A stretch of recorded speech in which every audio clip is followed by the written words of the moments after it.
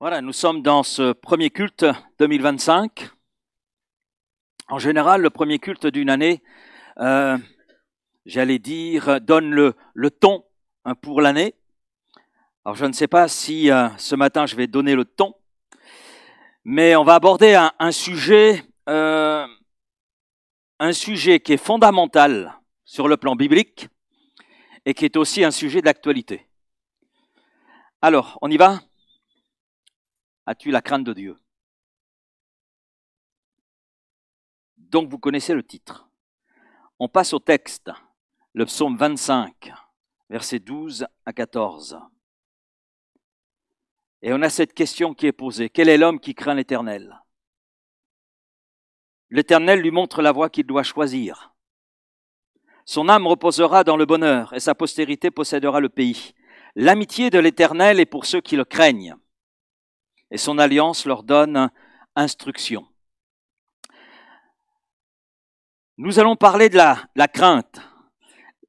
Dans la crainte, il y a deux aspects. Il y a un aspect négatif et il y a un aspect positif. On va voir l'aspect négatif en premier. Puis on va conserver l'aspect positif en dernier. Le meilleur à la fin. Quoique dans ce que l'on va voir dans l'aspect négatif, il y a du bon, vous allez comprendre. Là, quand je dis la crainte, l'aspect négatif, le terme crainte a des synonymes, la peur, la frayeur, l'épouvante, la terreur. Et c'est très intéressant de voir que les sociologues décrivent notre culture actuelle comme étant la culture de la peur. En effet, il y a une peur qui grandit dans le cœur de l'homme aujourd'hui, au sein de notre monde. C'est pas simplement en France, c'est général, c'est général. Il y a une crainte qui va grandissante. Si en France, on voit plus de 73% de Français qui ont peur concernant leur avenir, nous voyons la même chose ailleurs, au-delà de nos frontières. Il y a aussi la crainte d'attentats.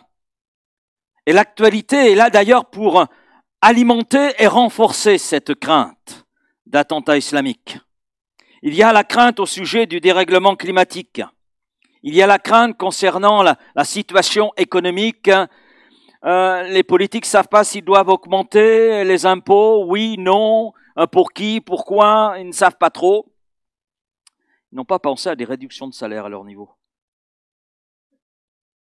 Peut-être bon de leur soumettre. Crainte sur le plan social, il y a un certain nombre de situations, de sujets qui suscitent aujourd'hui la crainte dans le cœur de l'homme. Et puis je dirais que nous sommes inondés, vous suivez l'actualité, peut-être un petit peu, même si vous la suivez un petit peu, on s'aperçoit que nous sommes inondés par une quantité d'informations, une quantité de nouvelles qui alimentent la crainte dans le cœur. Même des chrétiens sont dans la crainte concernant l'avenir, concernant la situation sociale, concernant le dérèglement climatique, etc., etc. Maintenant, il y a une bonne nouvelle. On ne va pas s'arrêter là. Il y a une bonne nouvelle. Amen. Bon, vous n'êtes pas enthousiaste pour la bonne nouvelle. J'ai sapé votre morale. Voilà. Et vous êtes en train de penser, oh là, notre pasteur commence mal l'année. Il sape notre morale. Il nous met une chape. Non, la bonne nouvelle, c'est que Jésus-Christ est venu pour nous délivrer de cette peur-là. De cette peur que je viens de décrire. Cette forme de crainte, de frayeur, dont les effets sont négatifs dans notre vie et sur notre vie. D'ailleurs, la Bible utilise une expression « ne crains pas ». Ne crains pas. Et il paraît que cette expression, je n'ai pas encore vérifié, il faudra que je vérifie quand même, revient 365 fois dans la Bible. Plusieurs commentateurs annoncent cela, donc je n'ai aucune raison de mettre en doute leurs études. Et c'est certainement vrai. C'est vrai que je le vois souvent. Et vous l'avez remarqué ? Et ne crains pas, 365 fois, combien de jours dans une année ? Voilà, donc il y a ce qu'il faut pour chaque jour. Amen. Il y a ce qu'il faut pour chaque jour, parce que Dieu est un Dieu qui est fidèle. Et Dieu, s'il insiste autant sur cette expression, sur cet appel, ne crains pas, c'est que Dieu, par sa parole, veut que nous comprenions que lui tient toutes choses entre ses mains. À qui avez-vous recommandé votre vie? À Dieu. Est-ce que Dieu n'a pas été fidèle jusqu'à ce jour? Dieu est fidèle. C'est sa nature. Dieu est fidèle dans son amour. Dieu est fidèle dans sa grâce. Dieu est fidèle dans ses bénédictions. Dieu est fidèle en tout. Nous pouvons compter sur lui. C'est pour cela que 365 fois, Dieu nous dit, ne crains pas. Parce que Dieu s'attend à ce que nous puissions nous confier en lui.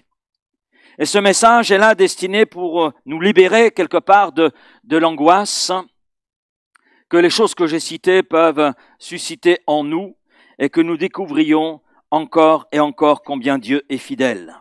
Il nous invite à rechercher l'abri, il nous invite à rechercher la sécurité, le secours auprès de lui, justement parce qu'il est fidèle. Et puis, rien n'est impossible à Dieu. Rien n'est impossible à Dieu. Quelles que soient les situations dans lesquelles nous pouvons nous trouver, Dieu est fidèle. Dieu saura agir comme il le faut, pas forcément comme nous le voulons, pas forcément comme nous lui imposons, parce que Dieu sait mieux que nous ce qui est le meilleur pour nous. Alors regardons quelques-uns de ces 365 ne crains pas. On ne va pas les voir tous, hein, vous comprenez. Ces 365 ne crains pas nous disent de ne pas craindre notre environnement parce que Dieu est le protecteur de ceux qui se confient en lui. De ne pas craindre nos insuffisances, nos incapacités, parce que Dieu pourvoit aux lacunes qui sont les nôtres, aux faiblesses qui sont les nôtres. Amen. Dans la mesure où nous lui obéissons. Ésaïe 12, verset 2, « Voici, Dieu est ma délivrance. » Regardez votre voisin et dites-lui, « Dieu est ta délivrance. » N'ayez pas honte de lui dire. Parce qu'il a besoin de l'entendre comme vous avez besoin de l'entendre. Comme j'ai besoin de l'entendre. Dieu est ma délivrance.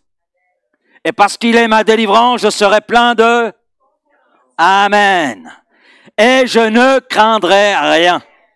Car l'Éternel est ma force et le sujet de mes louanges. C'est lui qui m'a sauvé. Il vous a sauvé? Ésaïe 41, verset 10. Ne crains rien. Pourquoi? Parce que je suis avec toi. Ne promène pas des regards inquiets, car je suis ton Dieu. Je te fortifie. Je viens à ton secours. Je te tiens de ma droite triomphante. Alléluia. Et on poursuit, allez. Ésaïe 44, verset 2. Ainsi par l'Éternel qui t'a fait. Oui, tu t'es pas fait tout seul. Hein? Même si certains le croient. Ainsi par l'Éternel qui t'a fait, qui t'a formé dès le sein maternel, qui est ton soutien, ne crains rien. Ne crains rien, mon serviteur Jacob. Alors peut-être que dans la Bible second que vous lisez, ou une autre version, c'est peut-être après mon serviteur Jacob, mon Israël, que j'ai choisi.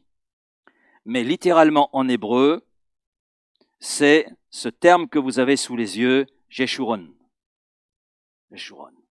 C'est bien ce terme-là qui apparaît dans le texte hébreu. Alors c'est vrai que Louis II, ce n'est pas faux quand il écrit Israël, puisque c'est une promesse qui s'adresse à Israël.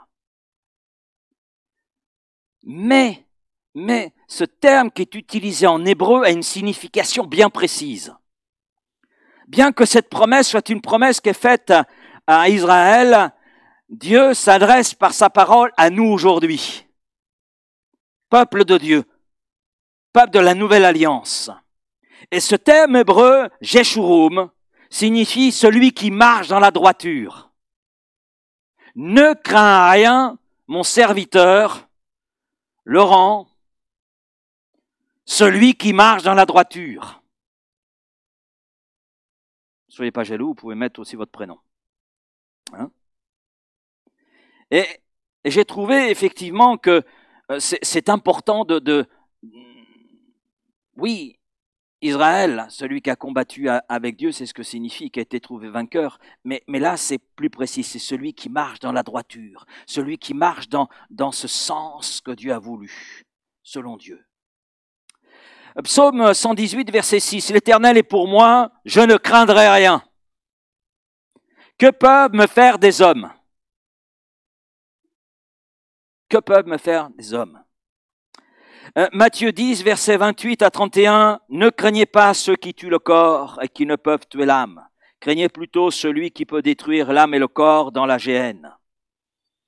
Ne vend-on pas 2 passereaux pour 1 sou? Cependant, il n'en tombe pas un à terre sans la volonté de votre Père. Et même vos cheveux sont tous comptés. Ne craignez donc pas, vous valez plus que beaucoup de passereaux. » Alors pour certains, compter les cheveux sur la tête, c'est assez facile. Pour d'autres, c'est un peu plus complexe. L'apôtre Jean, devant la révélation de la gloire de Jésus, dira ceci, Apocalypse, c'est le chapitre 1er, versets 17 à 18. « Quand je le vis, je tombais à ses pieds, comme mort. Il posa sur moi sa main droite, en disant, « Ne crains pas, je suis le premier, le dernier. Je suis l'alpha et l'oméga. Je suis le premier, le dernier, le vivant. J'étais mort et voici, je suis vivant au siècle des siècles. » Là, je n'ai extrait que 7. 7 ne craint pas ou ne craint rien.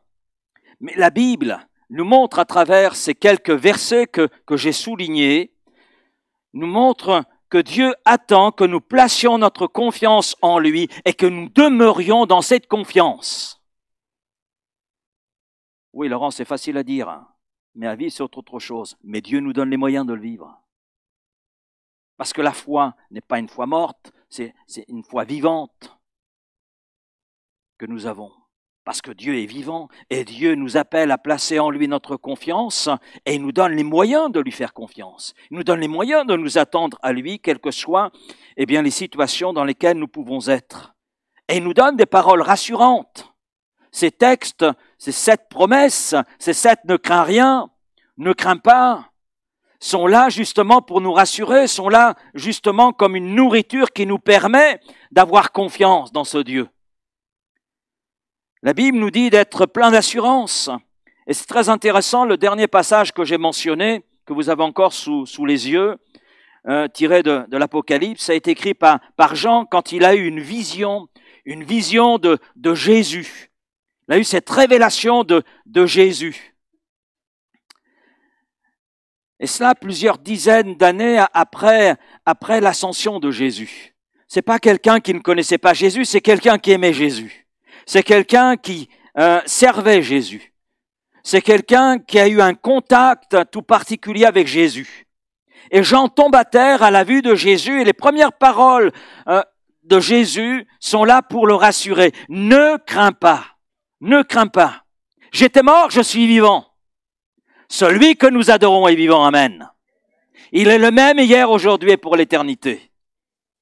Il ne change pas, il est le vivant. Il ne change pas dans sa nature, il ne change pas dans son autorité, dans sa puissance.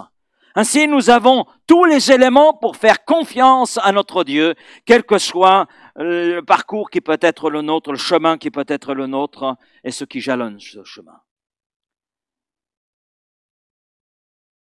Nous comprenons pourquoi l'apôtre Jean a besoin d'être rassuré. Il est là devant une révélation, quelque chose qui le dépasse, quelque chose qu'il supposait, qu'il imaginait, mais là il est devant une réalité. Et il va venir un jour où nous serons aussi dans cette réalité. Jean l'a entrevu cette réalité, mais il y est entré par la suite. Il l'a entrevu pour relater toutes ces choses. Et pourquoi? Pour nous rassurer. Parce que l'Apocalypse, c'est pas là pour nous faire peur, c'est pas un livre qui est là pour nous faire peur. D'ailleurs, on se trompe sur le mot apocalypse. On parle d'un décor apocalyptique, etc., etc. Mais c'est une grossière erreur. Apocalypse, ça veut dire lever le voile sur ce qui est caché. Et le livre de l'Apocalypse lève le voile sur le Christ glorifié et sur ce qui nous attend. Amen.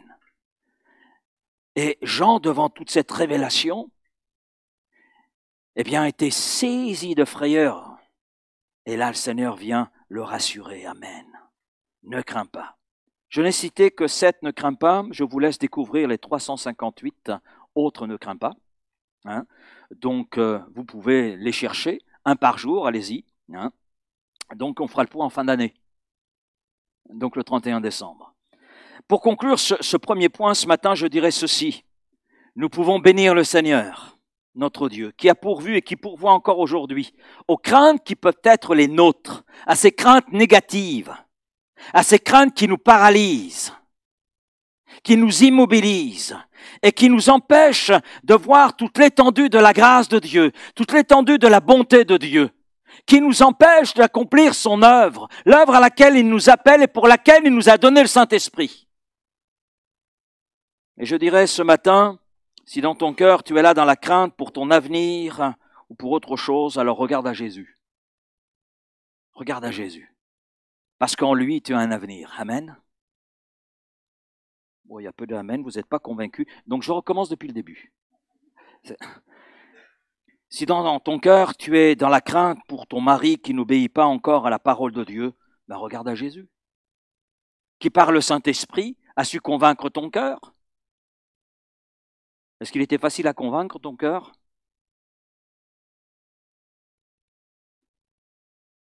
Dieu est capable de convaincre le cœur les plus durs.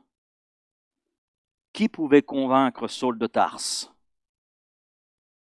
Le Seigneur a atteint son cœur. Et nous savons ce qu'est devenu Saul de Tarse. Il est devenu l'apôtre Paul. Un homme de Dieu.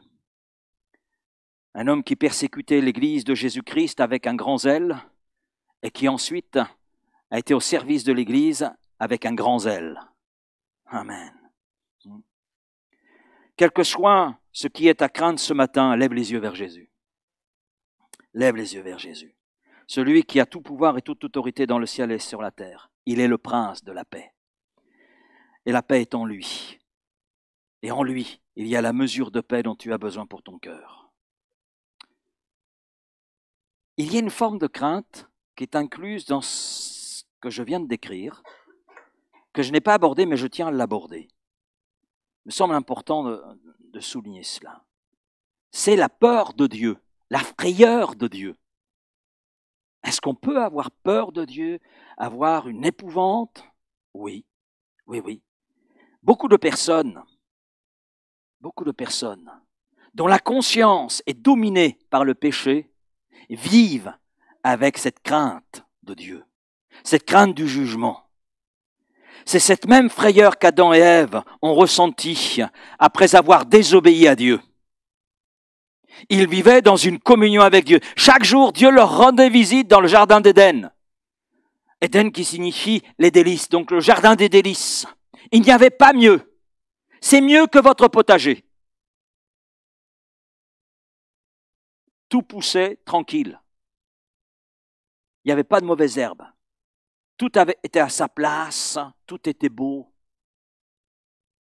Tout était là. Adam et Ève avaient tout le nécessaire. Et ils avaient une communion avec Dieu. J'en suis jaloux.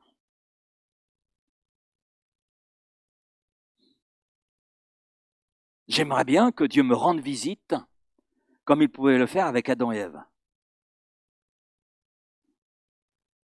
Waouh! Malgré cela, ils ont trouvé le moyen de désobéir. Je ne leur jette pas la pierre, on n'aurait pas fait mieux à leur place. Nous sommes de la même nature. Et dans Genèse 3, verset 8, alors ils entendirent la voix de l'Éternel Dieu qui parcourait le jardin vers le soir. Donc comme d'habitude. Et l'homme et sa femme se cachèrent loin de la face de l'Éternel Dieu, au milieu des arbres du jardin. Mais l'Éternel Dieu appelle l'homme et lui dit, « Où es-tu? Où es-tu ce matin ?» Il répondit, « J'ai entendu la voix dans le jardin, j'ai eu peur, parce que je suis nu et je me suis caché. Ça, c'est le résultat de la chute, de la désobéissance. J'ai eu peur. La voix de Dieu, d'un seul coup, est devenue effrayante.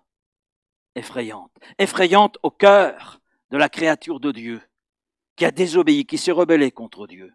Et bien des personnes ont souvent dans le cœur une peur de Dieu parce qu'au fond de leur cœur, elles savent que Dieu sera leur juge. Et elles savent que le salaire du péché, c'est la mort éternelle, être privé à tout jamais de la présence de Dieu. Chose qui effrayait d'ailleurs Caïn après avoir tué son frère Abel malgré les avertissements de Dieu. Où irai-je loin de ta face? Où irai-je? Je serai errant, sans but, sans avenir, vide.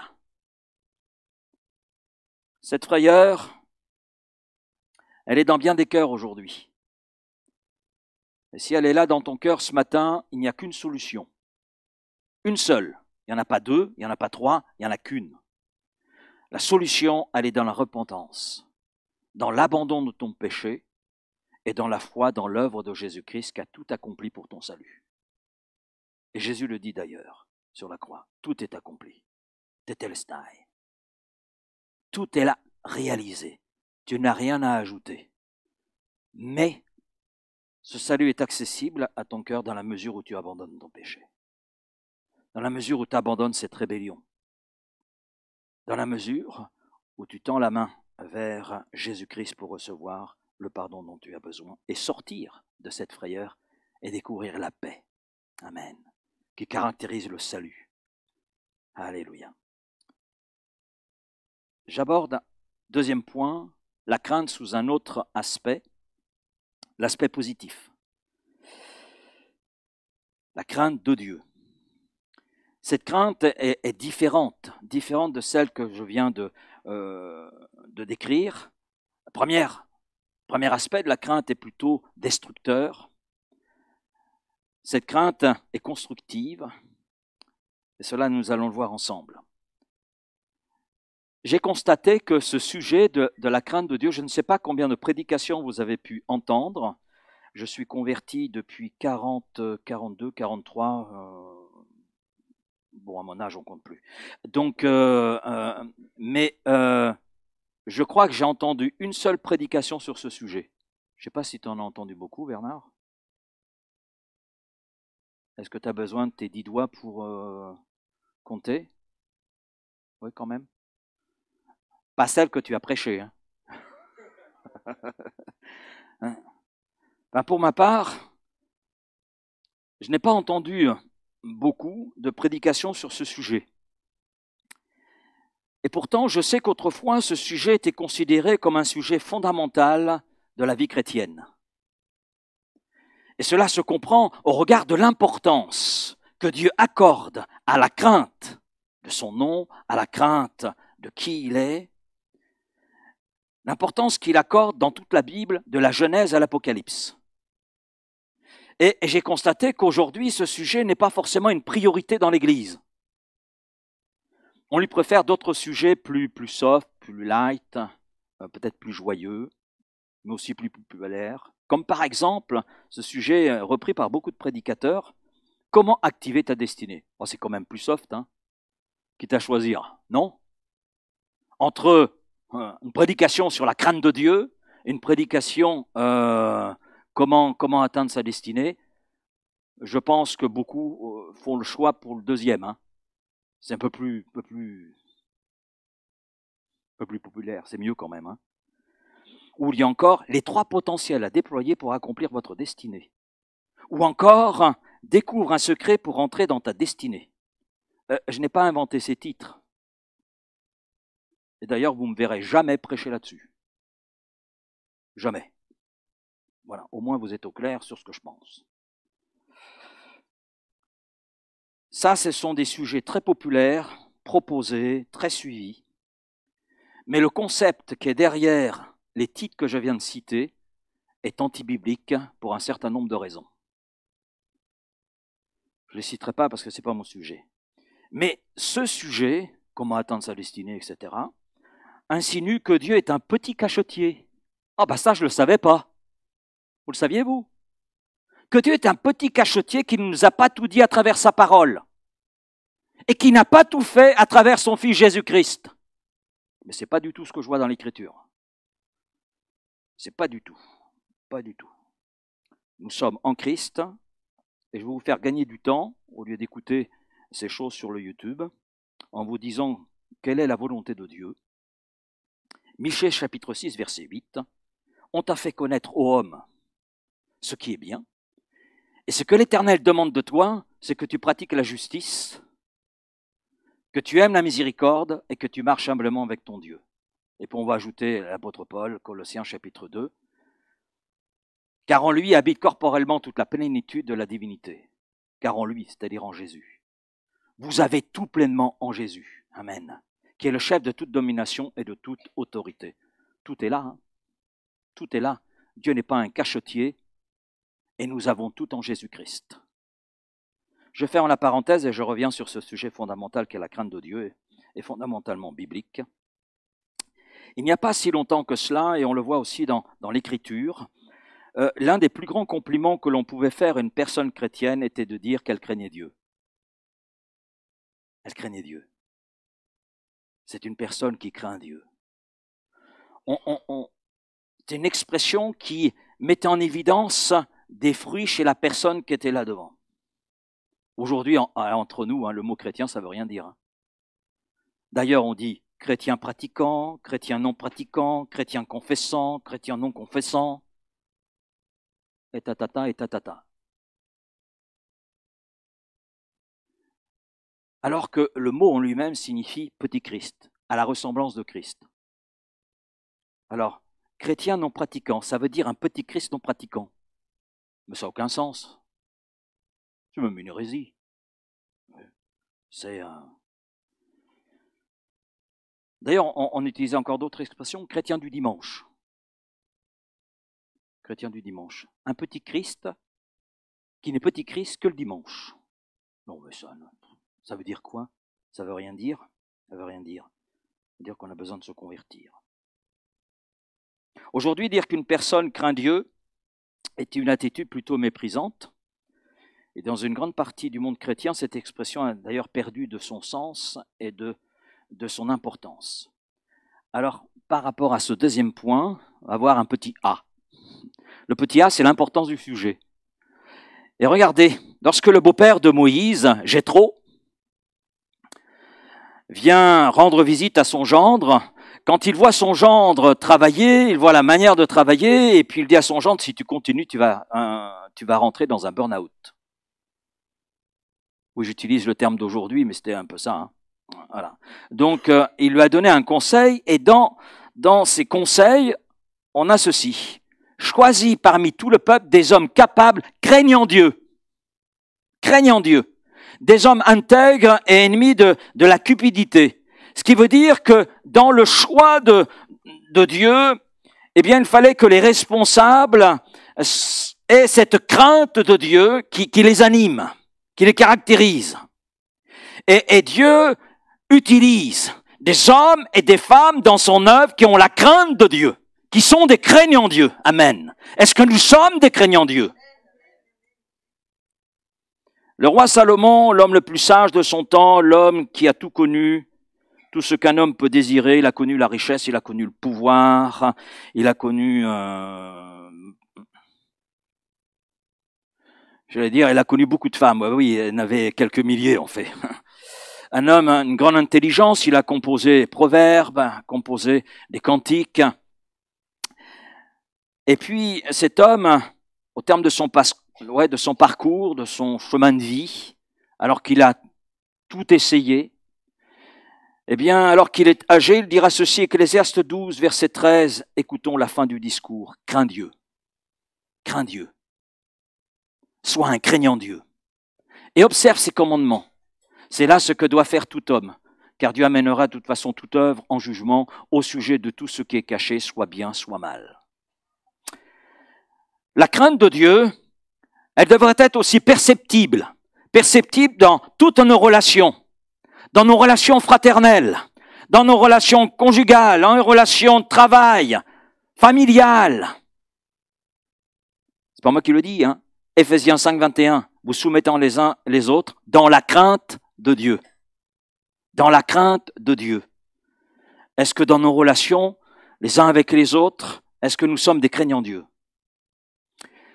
Notre conduite au quotidien doit être aussi imprégnée de la crainte de Dieu. Là, je reviens sur un livre qu'on commence à connaître, j'allais dire bien connaître, non, on commence à le connaître.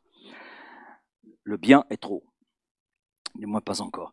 1 Pierre, chapitre 1er, verset 17. « Et si vous invoquez comme Père celui qui, sans égard à l'apparence des personnes, juge selon l'œuvre de chacun, conduisez-vous avec crainte pendant le temps de votre séjour ici-bas. » Conduisez-vous avec crainte. Donc notre comportement, notre conduite en ce monde doit être une conduite de craignant Dieu. Amen. Est-ce que nous avons une telle conduite? Ces quelques exemples, il y en a un, j'ai l'oublié. Il est quand même important. Ça concerne l'Église. La marche spirituelle de l'Église locale, de toute Église locale, doit être aussi imprégnée de la crainte de Dieu. Et on voit cela dans Acte 9, verset 31. Ainsi donc, par toute la Judée, la Galilée et la Samarie, les assemblées étaient en paix, s'édifiant et marchant dans la crainte du Seigneur. Église de Vitrolles, est-ce que tu marches dans la crainte du Seigneur? Et le résultat, elle s'accroissait par l'assistance du Saint-Esprit. Notre traduction dit « elle se multipliait ». Ces quelques exemples montrent l'importance que revêt la crainte de Dieu aux yeux de Dieu. Ils témoignent de son importance, tant au niveau personnel qu'au niveau communautaire en tant qu'Église locale. La crainte de Dieu est essentielle dans ma vie, dans ta vie, dans l'Église locale. Sans la crainte de Dieu dans notre cœur, il n'y a pas de croissance spirituelle. Il n'y a pas non plus de fruit de l'esprit.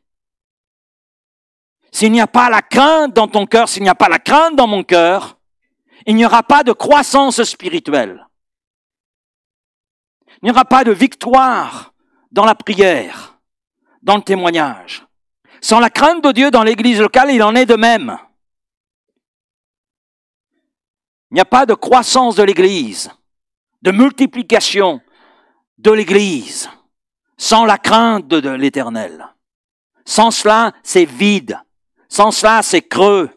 Sans cela, ce n'est qu'une association dite cultuelle.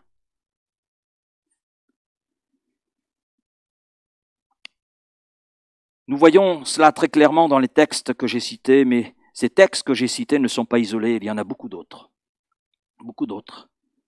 Parce que la crainte de l'Éternel, elle apparaît de la Genèse à l'Apocalypse. Et cela de nombreuses fois. De nombreuses fois, il est question de la crainte de l'Éternel. J'arrive à ce petit point B.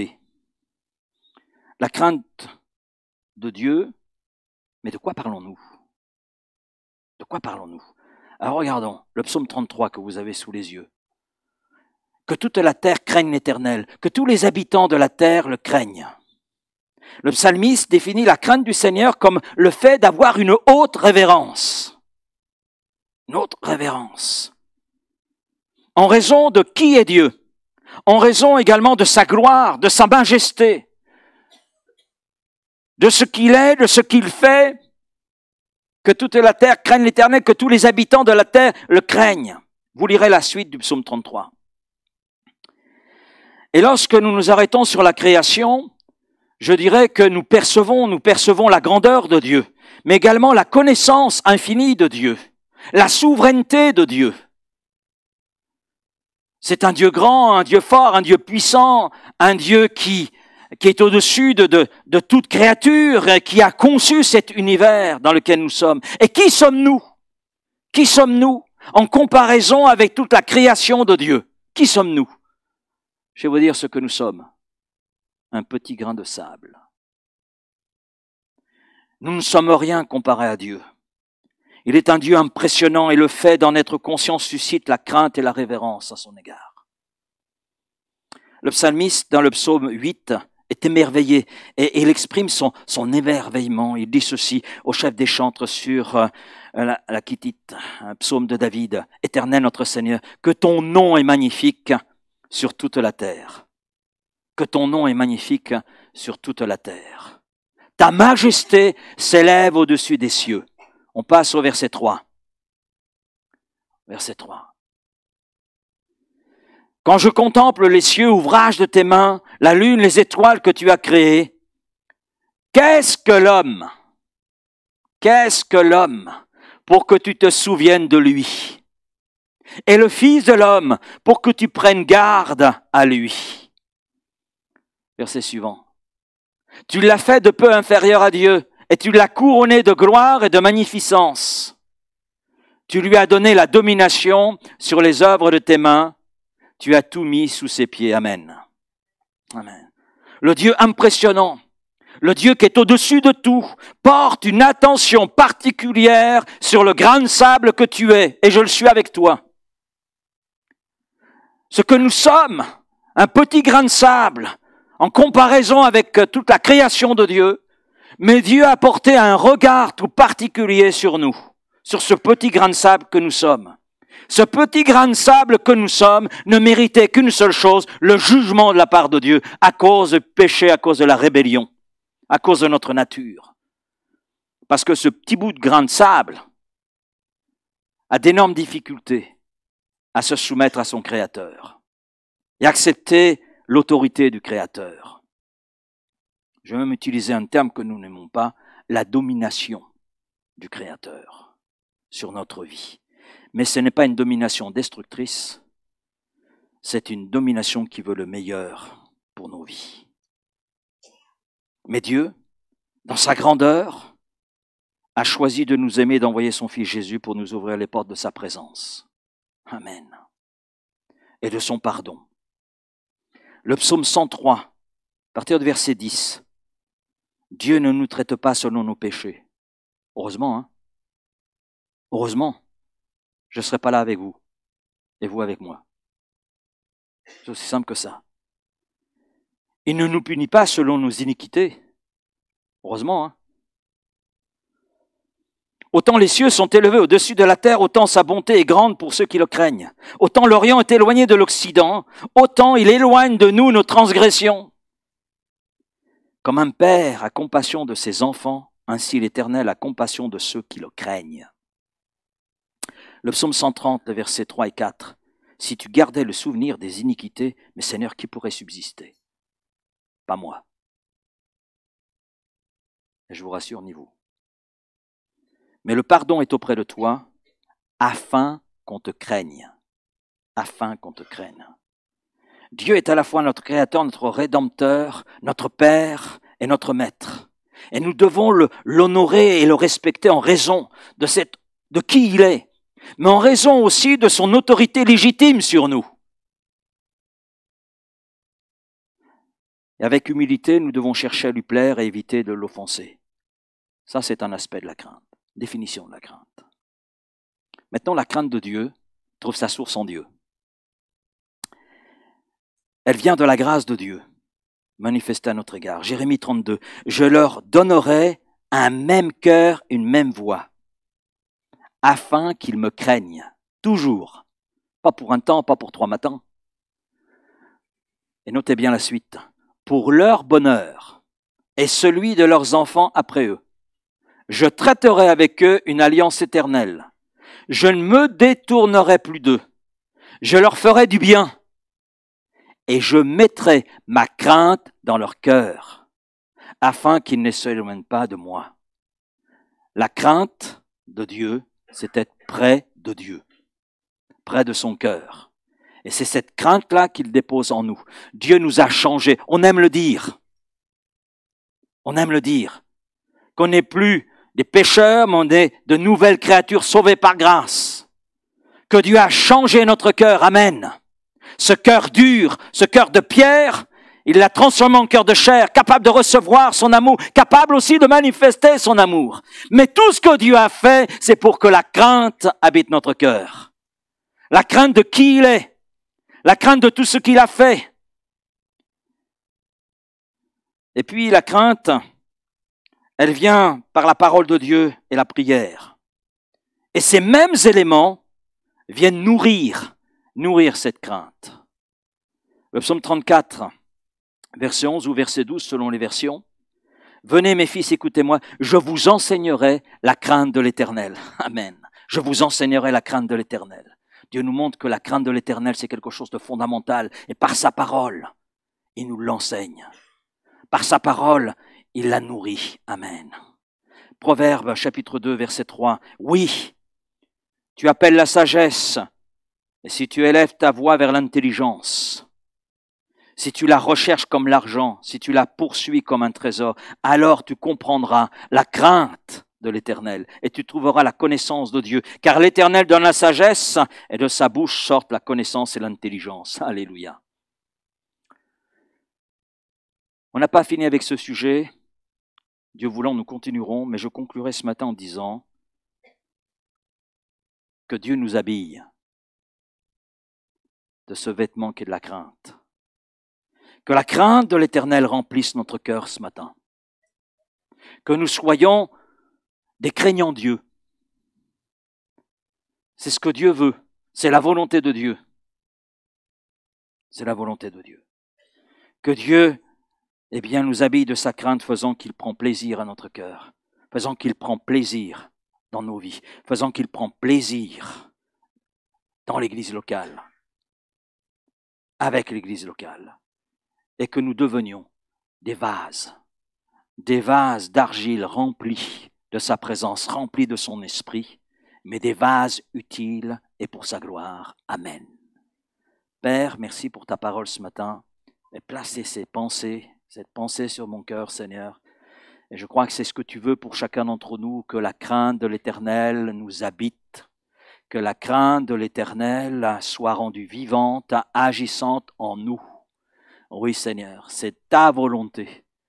Alors, Seigneur, je te prie, Seigneur, de libérer peut-être le cœur qui est habité par la frayeur, la terreur, ce cœur qui peut-être n'est pas en règle avec toi et qui est habité de telle crainte et qui a besoin de se mettre en règle avec toi.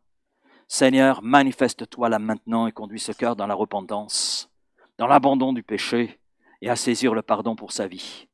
Mais je veux te prier, Seigneur, pour l'ensemble de tes enfants, et je m'inclus dedans, afin que la crainte de Dieu, la crainte de ton nom, habite nos cœurs. Seigneur, suscite en nous la crainte, suscite en nous cette crainte, telle que tu l'as définie dans ta parole. Oui, Seigneur, que cette crainte nous habite, et que cette crainte de Dieu, ainsi, fasse de nous des vases d'honneur, des vases dans lesquels ta gloire et ton esprit se manifestent. Merci, Père, de tout ce que tu veux faire en nous. Amen. Mais aussi par nous et avec nous. Oui, Seigneur, je te remercie, et cela dans le nom de Jésus. Et que ces paroles ce matin soient gravées dans notre cœur, Seigneur, que nous soyons travaillés par ta parole, et que ton esprit nous conduise à méditer, à revoir tout cela, afin que nous soyons des craignants Dieu. Et que l'on soit remarqué comme tel. Oui, Père. Amen. Amen.